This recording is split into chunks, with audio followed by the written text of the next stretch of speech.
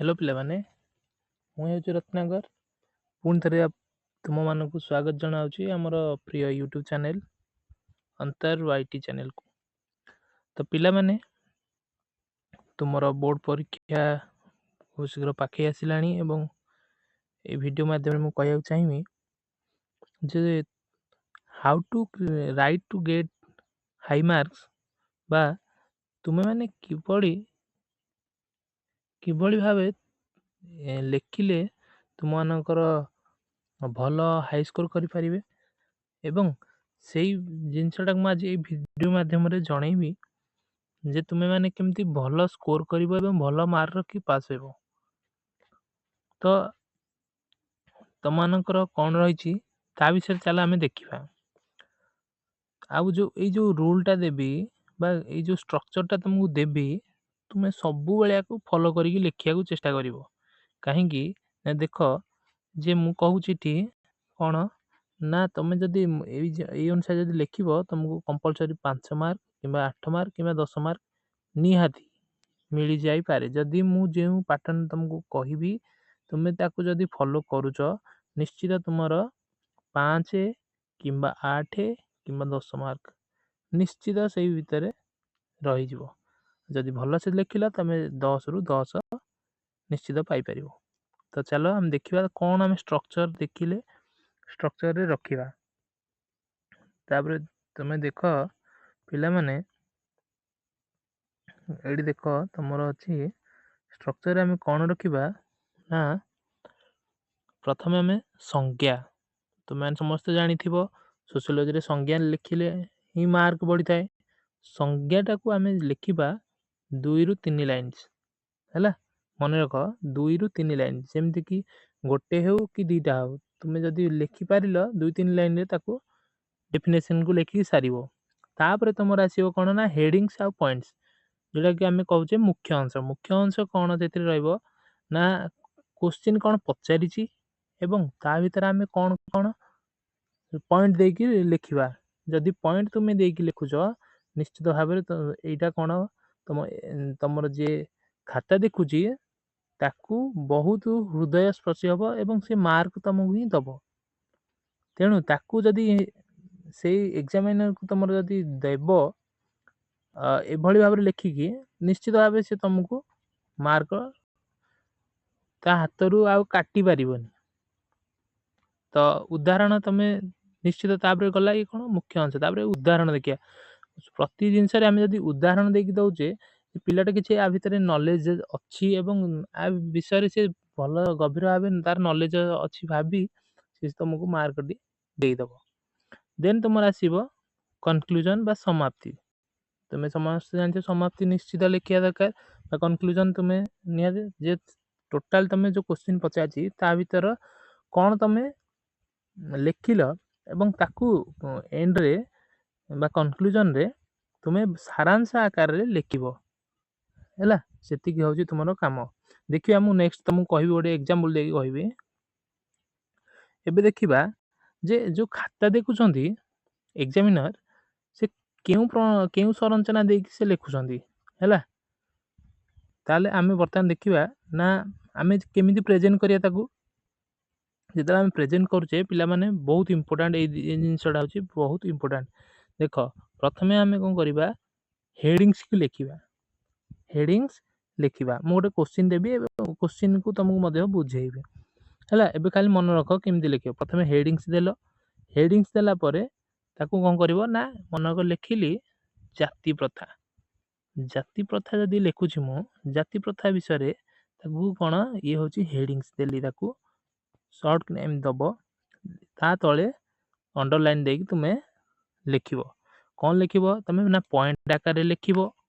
Point ଆକାରରେ ଲେଖିଲେ ସେ ମୁଁ ଯଦି ପଏଣ୍ଟ ଆକାରରେ ପଢ଼ୁଛି ବା ତୁମେ ଯଦି ପଏଣ୍ଟ ଆକାରରେ ପଢ଼ୁଛ ତାକୁ ସ୍ପଷ୍ଟ ଭାବେ ଦେଖାଗଲା ଯେ ପିଲାଟି ଆ ବିଷୟରେ କିଛି ଜାଣିଛି ହେଲା। ଯଦି ତୁମେ ପାରାଗ୍ରାଫ କରୁଛ ତେବେ ପାରାଗ୍ରାଫରେ କ'ଣ ହେବ ନା ପାରାଗ୍ରାଫରେ ଯଦି ଏମିତି ଲେଖିଲ ସେ ଏମିତି ପଢ଼ିକା ସମସ୍ତଙ୍କର ଏମିତି 50-60-80 ଦିନକୁ 200-300 ଖାତା ଦେଖୁଥିବେ। ତ ସେ ଏମିତି ପଢ଼ି ସମସ୍ତଙ୍କୁ ବୋର ହେଇଯିବେ। ଯଦି ତୁମେ ଏମିତି ପଏଣ୍ଟରେ ଲେଖି ଚାଲିଥିବ ତେବେ ନିଶ୍ଚିତ ତୁମକୁ ଏକ୍ଜାମିନର भल मार्क्स देव। तापर आम देखिए कौन ना leave one line gap between answer है। तुमको कौन करिया पड़िबो तुमको गैप रखी रखा लिखा को पड़िबो है। तापर सैंपल ओडिया ओनली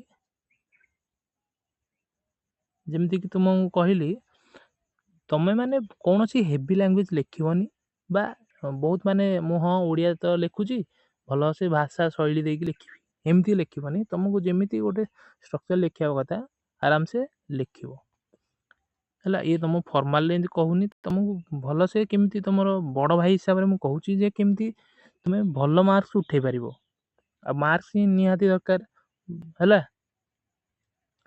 तो देख तापर कौन अच्छी तुम्हें माने कदा भी हेले चेष्टा करनी जे मु लंबा लिखिले मत अधिक लिखिले बा लंबा लिखिले मत 3-4 पेज लिखिदेले मत अधिक मार्क मिल जाए केते बेले एमती आशा करनी बुझिल। तो देन तुम देखा केउ प्रणाली आम मार्क्स टाक एग्जामिनर पाखु आनी पारिबा केमती आम लिखिले एग्जामिनर आ माने कौन भिड़ी है कि दबनी नंबरटा यहीटा बुझ तुम। तापर देख पिला माने आम 5 मार्क जदि पाइबा 5 मार्क जदि आम जी 5 मार्क आमको दब आम कौन कौन लिखिले तुम 5 मार्क थुआ बोली तुम जान ना गोटे डेफिनेशन देल डेफिनेशन सांगरे बा संख्या सांगरे तुमको कौन ना 3टा पॉइंट लिखिदेव 3टा पॉइंट लिख आउ कि एमती लिखिदेल अल्प किसी लिखिदेल ताकू जदि तुम छाड़ी देकी आसुच बा तुमको समय पाइलानी लास्ट तुम लिखिदे पलि आस निश्चित भाव में तुम 5 मार्क तुम ये पाई यहीटा मन रख। तापर कौन हूँ देख टिके पिला माने तापर कौन हूँ ना 8 मार्क जदि आम पाइबा 8 मार्क जदि आम पाइबा कौन लिखा पड़ो ना डेफिनेशन से कौन 4-5टा पॉइंट एमती लिखिदे लिखि सारापर कि तुम्हें जदि तुम टाइम अच्छी तुम एक्सप्लेनेशन भल भाव करके लिख लिखिदेला कम से कम 3-4 पेज जदि तुम लिखुच ताहले मार्क तुम उठीज। देन तुम आसब जो पिला माने 10 मार्क पाइबा चाहूच बा 10 मार्क रही तुम्हें कौन लिखा पड़ो ना तुमको गोटे डेफिनेशन देवा पड़ो से क्वेश्चन जहाँ पचार तार 5-6टी पॉइंट्स लिख पॉइंट्स लिखि सारा तुमको उदाहरण देवा पड़ो उदाहरण दे सारापर कनक्लूजन निहाती लिख तुमको पिला माने जदि एठी जदि 5 मार्क तुम एटलिस्ट एमती लिखुच किसी डेफिनेशन लिखिदेल पॉइंट लिखिदेल आ एग्जांपल लिखिकी फटकिना कनक्लूजन टिके देदेल एतिक लिखिले भी तुमको 5-6 मार्क तुमको आराम से मिल जीव मन रख। तापर आम देखा कौन पिला माने ना केमिति आम बर्तमान देखा आमर मॉडल आंसर टा केमिति रहिले हमको माने जोटा जिनसटा तुमको कहली ताकू केमिति प्रैक्टिकली केमिति आम देखा बा उदाहरण सहित आम देखा गोटे उदाहरण देछि तुम देखि पारथिबो टिके रो मु टिके छोट कर देखा जाउनी। हाँ एबे देख जे जदि आम उदाहरण मु यूनिट 2 रो नेछि हैला क्वेश्चन कौन देछि ना आधुनिकीकरण कहले कौन यार वैशिष्ट्य गुड़िक लिख है। तुम्हें यही विषय रे किभली भाव रे यही क्वेश्चन टारू तुम 8 ରୁ 10 मार्क धरिकी आसब से विषय में बर्तमान कहबी है केमिति तुम्हें लिख प्रथम पिला माने देख ये देछि कौन कौन ना आधुनिकीकरण कौन है आ तार संज्ञा दब कौन दब तार आधुनिकीकरण संज्ञा देल ये देख आधुनिकीकरण कहले समाज रे पारंपरिक धारणा आचरण ओ संस्था मानकर स्थान रे आधुनिक वैज्ञानिक और युक्तिवादी धारणार ग्रहण को बुझाए एमती किसी तुम लिखिल आधुनिकीकरण विषय रे लिखिल और संज्ञा टे देल परवर्ती स्टेज रे कौन कर कौन लिख ना आधुनिकीकरण वैशिष्ट्य गुड़िक तुम लिख वैशिष्ट्य गुड़िक कौन देख विज्ञान और प्रजुक्तिर व्यवहार ତା ଭିତରେ କ'ଣ ନା ଯନ୍ତ୍ରର କ'ଣ ବ୍ୟବହାର ହେଉଛି ଆଧୁନିକ ସମୟରେ କମ୍ପ୍ୟୁଟର ତମେ ଜାଣିଛ ଆଧୁନିକ ଯୁଗରେ ଆମେ କ'ଣ କରୁଛେ ନା କମ୍ପ୍ୟୁଟର ବ୍ୟବହାର କରୁଛେ। ତାପରେ ଇଣ୍ଟରନେଟ୍ ନିହାତି ନହେଲେ ହେଉନି। ଆମେ ଯେଭଳି ଭାବରେ ପାଠ ପଢ଼ୁଛେ ସେମିତି ତୁମେ ଯାହା ବି ଦେଖୁଛ ତାକୁ ଟିକେ ଟିକେ ଭଲ ଭାବରେ ତାକୁ ଲେଖିବ। ତା ପଏଣ୍ଟ ନିହାତି ଦେବ, ଯେମିତିକି ବିଜ୍ଞାନ ପ୍ରଯୁକ୍ତିର ବ୍ୟବହାର ଦେଇକି ପଏଣ୍ଟ ଦେଇକି ତା ତଳେ କିଛି ଟିକେ ବର୍ଣ୍ଣନା କରିବ। ତାପରେ ତମର କ'ଣ ଆସିବ ନା ସେକେଣ୍ଡ ହେଉଛି ଯୁକ୍ତିବାଦୀ ଚିନ୍ତାଧାରା। ସେମିତି ଅନ୍ଧଶ୍ରଦ୍ଧାର ସ୍ଥାନରେ ବୁଦ୍ଧି ଓ ତର୍କର ପ୍ରୟୋଗ ହେଲା। ଯୁକ୍ତିବାଦୀ ଚିନ୍ତାଧାରା କେମିତି ହେଉଛି ଆଧୁନିକ ଯୁଗରେ, ତେଣୁ ତାକୁ ତମେ ଭଲସେ ଡେସ୍କ୍ରାଇବ୍ କରିବ।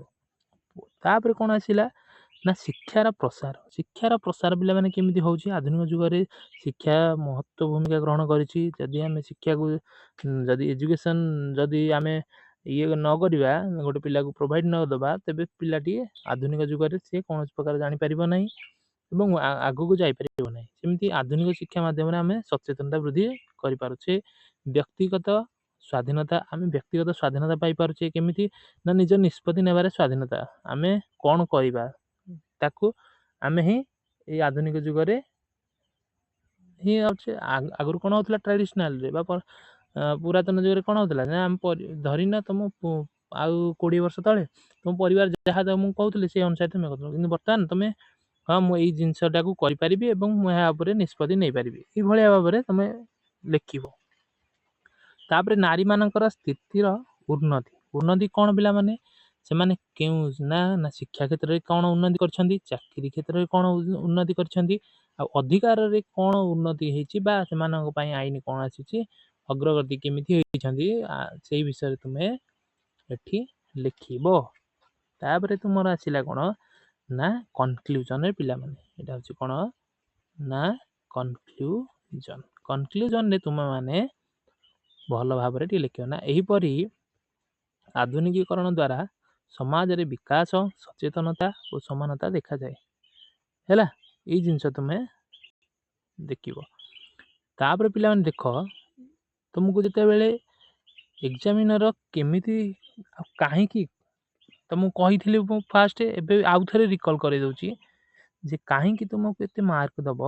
ପ୍ରଥମତଃ ହେଉଛି ନା କ୍ଲିଅର ଡେଫିନେସନ୍ ତୁମେ ଯଦି ଦେଉଛ, ବାସ୍ ପୁରା ସ୍ପଷ୍ଟରେ ଯଦି ଆସୁଛି, ତୁମେ ସ୍ପଷ୍ଟ ଭାବରେ ତୁମେ ଲେଖିଛ, ସେ ଏକ୍ଜାମିନର ତୁମକୁ ଦେଇଦେବ ଗୋଟେ ମାର୍କ।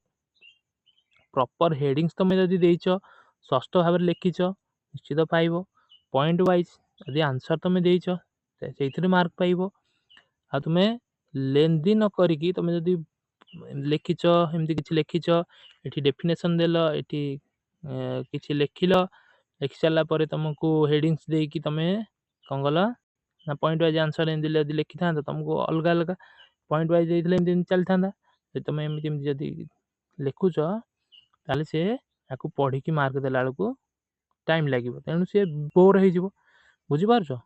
ତାପରେ ଏଠୁ କ'ଣ କରିବ ନା ତୁମେ ସମାପ୍ତି କଲାବେଳେ ବା କନକ୍ଲୁଜନ୍ ଲେଖିଲା ବେଳେ ଭଲ ଭାବରେ ଟିକେ ଲେଖିଦେଇଥାଉ। ନା ପିଲାଟା ଜାଣିଛି ୟାକୁ 10 ମାର୍କରୁ ମୁଁ 8 ମାର୍କ କି 9 ମାର୍କ ଦେବା ତ ଦେବି ହେଲା।